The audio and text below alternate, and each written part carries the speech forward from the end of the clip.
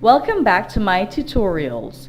Today I'm going to be showing you guys how to make this beautiful Minnie Mouse topper. She took me quite a while to make, approximately about 11 hours. But I'm going to put this video in two parts and try and include as much information as possible so you guys can also learn how to create this. Starting off, you're going to mold a black piece of fondant into a ball. Now, to create stability, you can add a small styrofoam ball on the inside of your head. If you're not comfortable using the styrofoam ball, then you can form your fondant and let it set at least a day or two before you need to work on this topper. Now, before I do anything else, I'm going to create an internal structure to carry the weight and the shape of this character. This character is a bit complex and it took a few steps, but if you follow these guidelines, you should get through perfectly fine. Now what I'm doing is just simply using some wire. I had to double my wire about 4 times because I did not have the right gauge wire.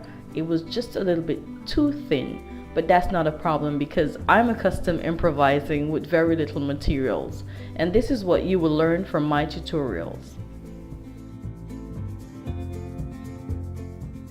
Now I've already started off by shaping my legs. The entire length of this piece of wire would have been approximately about 7 inches long, and folding it in the middle, each length on each leg will be 3.5 inches. Now I'm just creating like a skirt to carry the support of the body through to the middle of the character.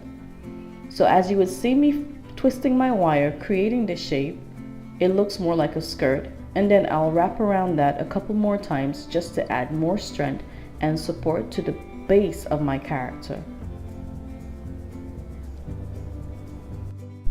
Now where the center of my character's body is going to be, I've inserted a toothpick between where I created that triangular shape that I call my center of gravity.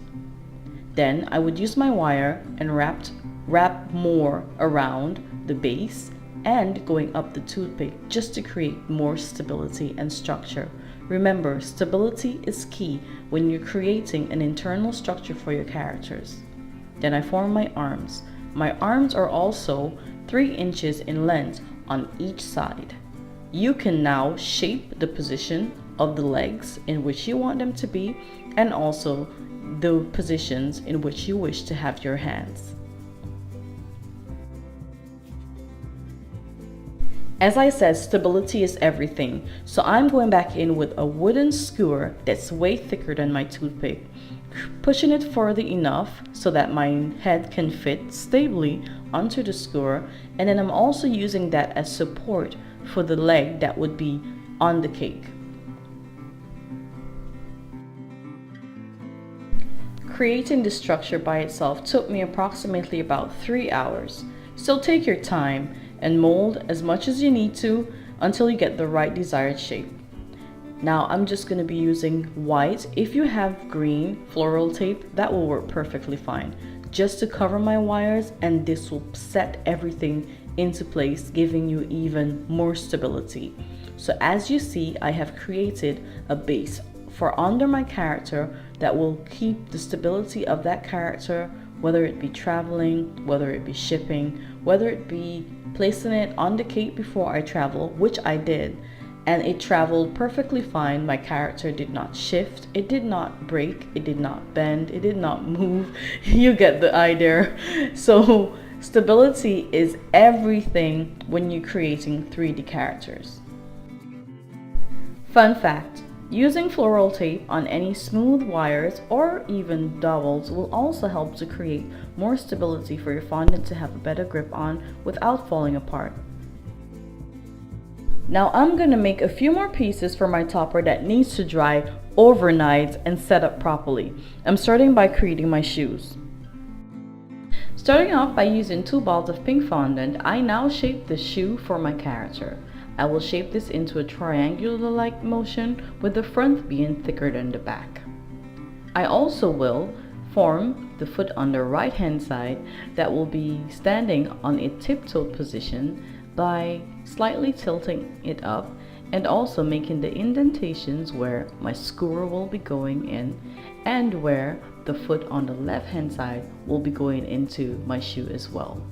I did this previously so that when my shoe dries up overnight and I try to make the indentations the next day, I will not have any problems or any cracking in my fondant after my fondant has dried and set up.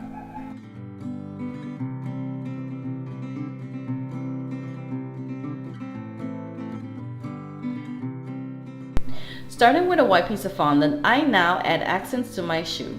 That is the shoelaces and the sole of my shoes.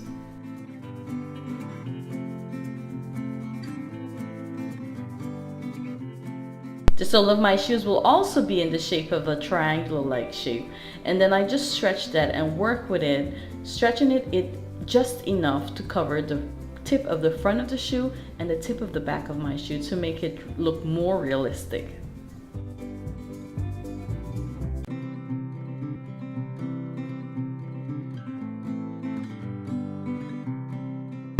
Now you can never have too much details when it comes to creating your characters. The more details, the more lifelike it looks. So I go in with my tool and I create indentations in the creases of the shoe and also the base of the shoe, the sole, just to make it look more realistic and have a little bit more detail, bringing more life to my character.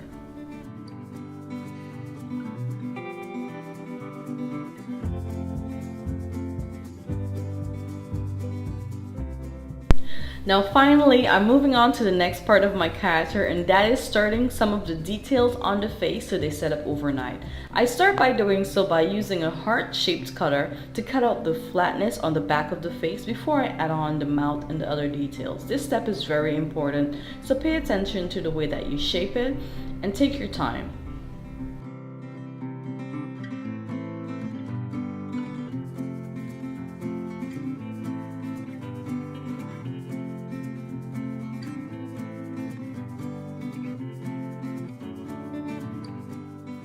Okay, so now is where you're gonna need a couple photos of different angles of your characters so you have more precision when you're shaping it from the side and from the front. Have a look of it, turn your character's face different angles while you're working to make sure that you have precision. This took me about another hour or 45 minutes just to create the shape of the mouth, the nose, the cheekbones, and even going back in, I had to add and take away some. So take your time when you're doing this part, making sure to always continually smoothing out the surface and the face of your character because you want to have a flawless finish.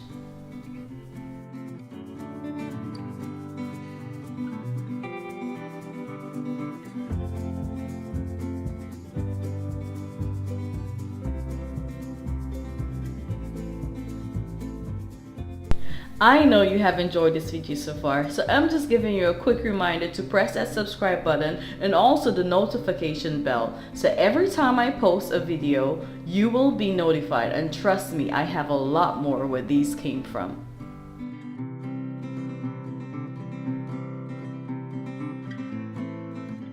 Okay guys, as you have seen, I have hardly used any tools while making this character. Mind you, I am not against tools, cake making tools especially. Anything that makes the job quicker, more efficient, faster, easier, I am totally down for it. However, I'm quite limited and have always been limited in my country, and I've always made what I have do work. My hands. Yes guys, and you can do the same. If you don't have a mold or tools, I just think that you should just get some really good photos and follow the steps, making sure that you take your time doing what you need to do to create the perfect character anytime.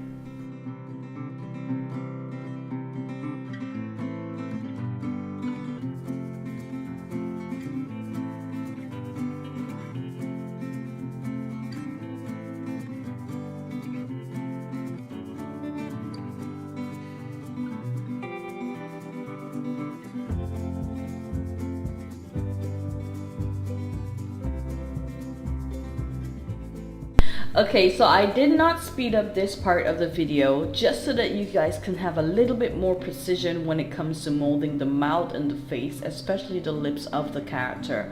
And I wanted you guys to see it a little bit in some real time, how long it took me just to do this part of the face of the character.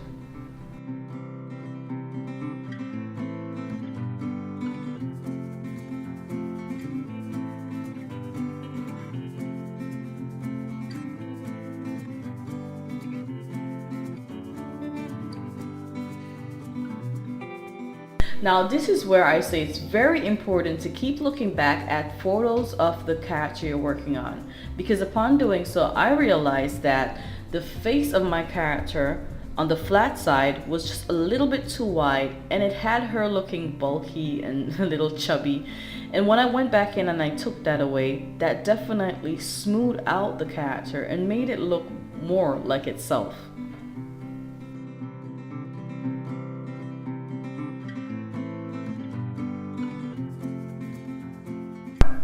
Now that's what I'm talking about. Now she started really looking like Minnie Mouse.